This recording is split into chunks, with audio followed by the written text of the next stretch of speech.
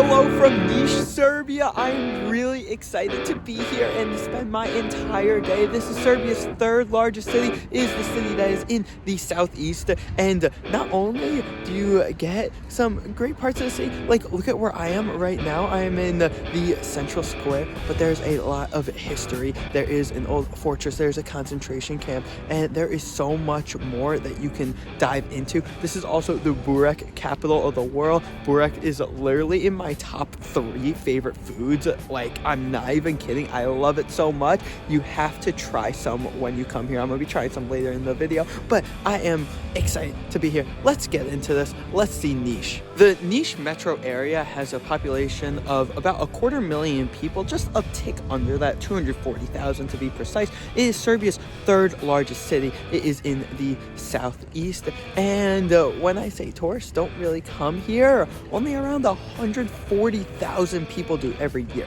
which is a minuscule amount, especially when a lot of these people will only stop here for a couple hours on transit, whether they're going like Belgrade to Sofia, Belgrade to Skopje. So I think a lot of people are missing out by not taking more time. And it's a really cool dynamic because parts of the city feel so modern and just like a regular 21st century Balkan city. But then there are other parts, like you go to the outskirts and it feels really like you are still in Yugoslavia, and like it didn't really develop much since Yugoslavia fell. We are within just a 2.5-hour drive of Sofia, Bulgaria, Skopje, Macedonia, and Pristina, Kosovo.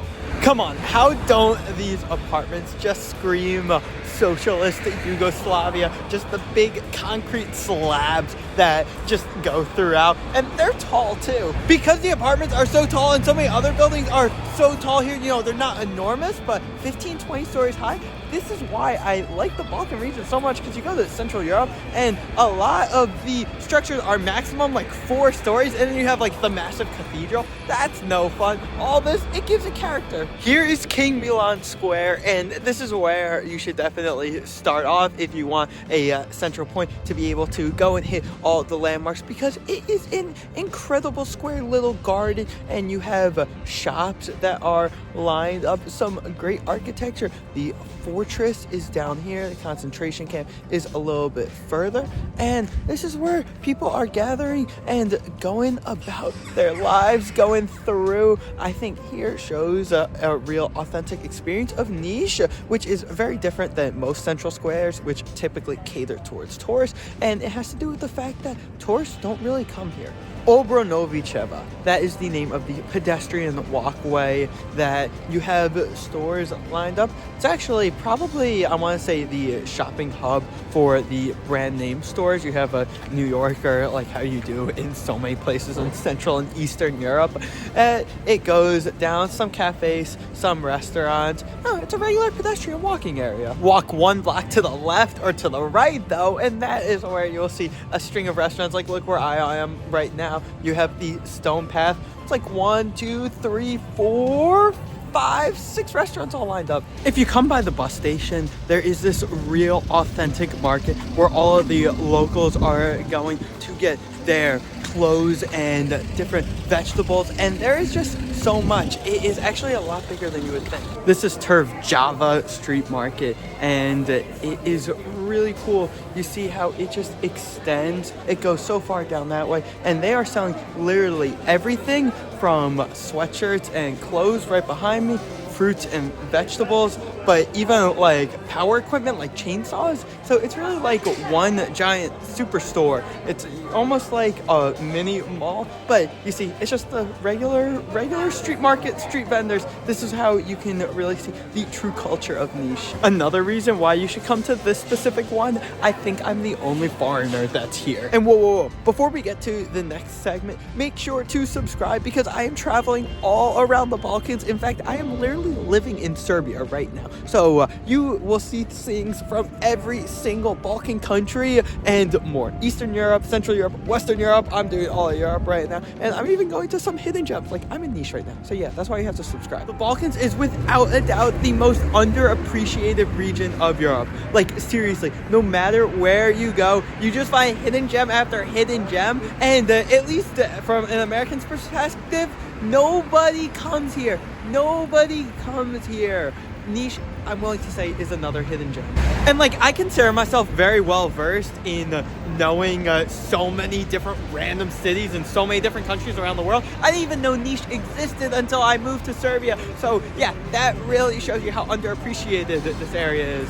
Okay, so the only street food I was planning on getting was a burek, but I saw a pljeskavica. Actually, I saw them everywhere, which these are these like hamburger-like things that have cheese inside of them. I got onions and this red pepper seasoning on it, so let's try it. Only 150 grams. It was 200 dinar, so that's like €1.80. Let's try it. Oh my god, this is so good.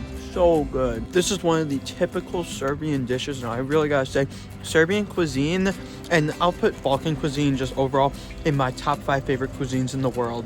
Okay, now I'm trying to find a place where I can get a burek before I leave. Bureks were literally invented in Niš, and it's in my top 3 favorite foods. Why can't I find one? Okay, so I got my burek. Oh my god, I'm so excited to try it. This is a good burek. This is good. Only one bite in. Can't say it's the best I've ever had, but all bureks in my mind. Oh, yeah. We are about to enter Red Cross concentration camp, which was a Nazi concentration camp during the Nazi occupation of Niš. So it is right there. We are going to go into the history, and you are going to see how the structure, everything is preserved, and it's chilling when you walk in there. But here is also a monument that is really nice, and there is a plaque. You see a wreath and some flowers, but on the plaque it says, in memory of the Soviet soldiers who lost their lives on November 7th, 1944, fighting fascism for the Serbian people. So it was the Soviets as well as the Americans, the British. It was all those forces that helped to put Nazi Germany to the end. You can see that the camp is not large at all. I mean, just in this one shot, you can see the entirety of it. And during Nazi occupation, it housed over 30,000 people. Obviously not all at once, but throughout its duration, which is unfathomable to think about. It housed Jews, Serbs, and Romani people. And here it was a facilitation camp, so the Gestapo rounded people up, brought them here, and then they sent a lot of these individuals to the major ones of Dachau and Auschwitz. But what is unbelievable to think about is there were still 10,000 individuals who were killed right here where I am standing. And here we think of the Jewish people in the Holocaust. There were not many Jewish people in Serbia or in the Balkan region at all. So there were still Jewish people here who were brought here, but this is where you see the other groups who were killed, like the Romanis. Ultimately, it was liberated in 1941 by the Yugoslav partisans. The partisans were communists, and in terms of the museum, visiting it, you can come in completely free whenever you like, as long as it is between, I think, 8 a.m. and 4 p.m., something like that. But you're in Niš, you have to be here. Walk these grounds. While walking the grounds is completely free. If you want to go inside one of the actual buildings, that is 250 Serbian dinar, which is about €2.50. And just the fact that you have the watchtowers that are still up, that's the most chilling for me. And you see some swastikas too. Here is Niš Fortress, and this was complete in 1730 when the Ottomans were ruling over this land. So it's an old fortress, but it's nothing that is absolutely ancient. Around here, you will see the walls stretch around. You even have some cool restaurants that are integrated within the walls, and it goes all throughout into, there's a little park that you can just walk around. It's totally free, but within the park you'll actually find some Roman baths which date back to the 4th century, and some Ottoman hammams, which are also baths which date back to the 16th century. So those were built beforehand, and then the fortress was built afterwards. And even more ruins. You see right here some remains, not much, but still some, of a Byzantine street during the 6th century. And here's a central vault that was from the fortress, and this was unique because this section, maybe it was like a chamber or some sort of dungeon. It wasn't discovered until excavation in the 1950s. You really need to walk around this park. Nothing about the fortress that makes you go, wow. Like, look at it behind me. It's not even that tall, and like, it's really not even a fortress anymore. But there are so many little tidbits of ruins that you just stumble upon in this, what seemingly is a normal park. And the park is very large too. So obviously all of the signs are in Serbian, but here there is a difference between Latin text and Cyrillic text. I am noticing a lot more Cyrillic. I am currently living in Belgrade, where I typically see, I'm willing to say like 80% of it, but here the majority of the text is Cyrillic. Here's the Nišava River. It is the central river that cuts through Niš. You can see there's nothing like that grand about it, so it's not like you can go and take a boat tour, although there is this boat that is a restaurant right here, but it cuts through, and it used to be an important transportation hub between the Morava Valley and Sofia Basin. It starts in Bulgaria and cuts mainly through Serbia. But it's nice just to be able to take a walk alongside. You see there are paths both on this side and on that side where you go, and yeah, it's enjoyable. You know, it's not going from one side of the city to the other, because on the north side, which is right here, is really the fortress and not much. Everything tends to be on the south side. And whoa, again, before we get to another segment, comment down below any questions that you have about Niš, because if you are watching this, you clearly either live here or you're thinking about coming here. So yeah, I'm looking forward to starting that discussion in the comments. And in case I didn't mention it, Serbia was a part of Yugoslavia. Yugoslavia broke up in the 90s, and the 90s in the Balkans, the deadliest war that nobody ever talks about. Wars in Bosnia, Kosovo, NATO and the United States bombing Belgrade. It's crazy. So many different empires had control of this land over time. You had the Romans, then the Byzantines, then the Bulgarian Empire, then the Serbians, then it went to the Ottomans, and then the Habsburgs, then back to the Serbians, and then at one point you had the Nazi occupation here, and then part of Yugoslavia, and now just part of present-day Serbia. In all honesty, I didn't expect the city to be as lively as it is.